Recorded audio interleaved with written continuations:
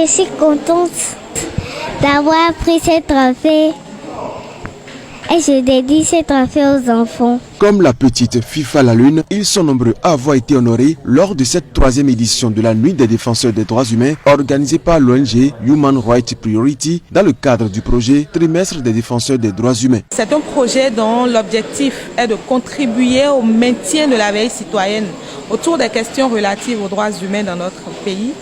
Ce projet entend célébrer les défenseurs des droits humains qui, au jour le jour, posent des actes à la fois héroïques mais en même temps risqués. Et pour nous, c'était opportun d'initier ce projet-là pour chaque année, en identifier et justement les célébrer. Qu'ils soient donc acteurs des médias, activistes, organisations ou institutions, artistes, leaders religieux et autres, leur combat au profit des droits humains a été reconnu à sa juste valeur par l'ONG HRP.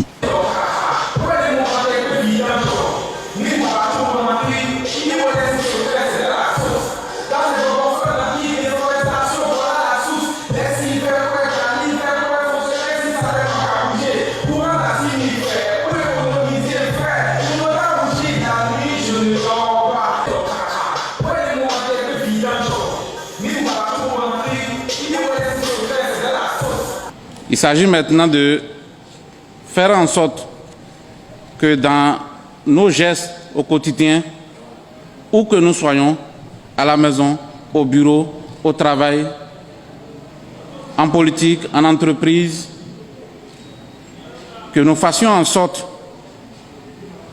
que nos actes ne trahissent pas nos paroles. Et je pense qu'il y a des personnes qui tous les jours viennent nous rappeler cela. Et donc il est important de les célébrer. Avec les lauréats de l'année dernière, ils sont au total 14 à avoir été honorés pour leur travail qui vise à faire en sorte que les droits de la personne humaine deviennent la base de la construction d'une nation moderne. Je suis très heureux parce que chaque année, je travaille ardemment pour la protection des enfants dans tout le Bénin. Donc je suis avec l'UNICEF à BMS dans la commune de Dangou. C'était un honneur pour nous et une surprise à la fois.